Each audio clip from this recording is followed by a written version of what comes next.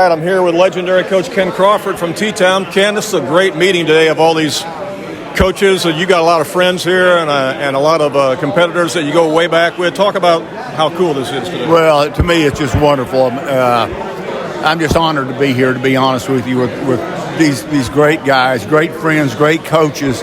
And it's something that I surely hope that the younger coaches would develop, and because this camaraderie really makes a difference. It makes a difference, I think, in the way you coach and the way you work with your players, and because you just have to learn to respect your opponent. And as Randy Bishop said, we were all competitive as heck off the floor, like Mike Ray said.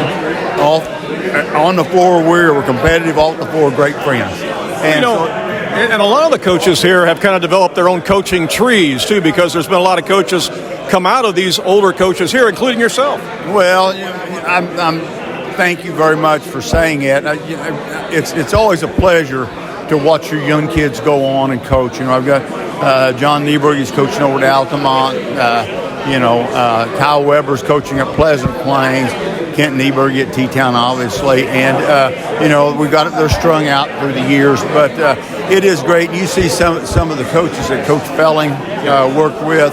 I mean, just through the years, it just means so much to see all these guys get together. And I really appreciate the coverage you guys have given to athletics in Southern Illinois. I think it's really, really wonderful what you and Mike have done. Thank you. Appreciate that. What about the game of basketball today as you see it? You got any comments on what you think, what you see today, and whether it be high school or college? Yeah, I sometimes I watch a game and I think if I'm going to see one more high ball screen, I'm going to shoot myself.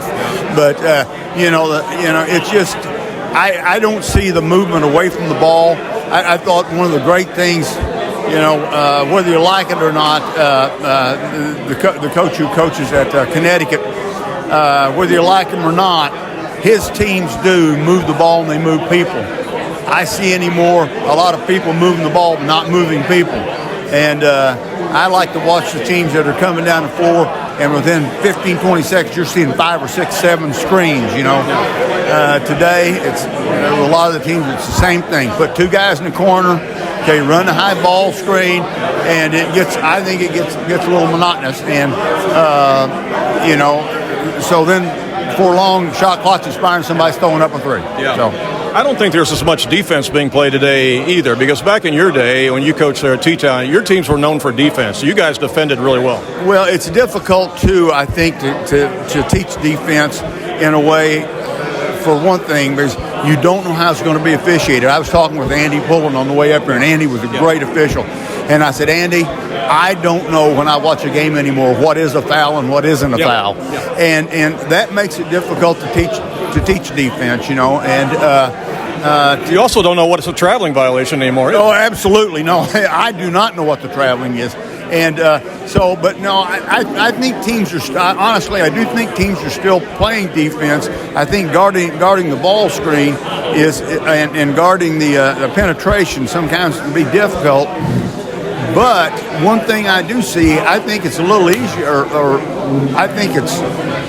to develop a defensive game plan today, because there's an area of the floor that you really don't have to guard anymore, and that's the mid-range jumper, except against the good teams. If you watch against these good teams, and you're seeing a lot of it now on television, in this tournament, the better teams can make that mid-range jumper, and that makes sometimes the mid-range jumper can make your defense look pretty bad. Yeah.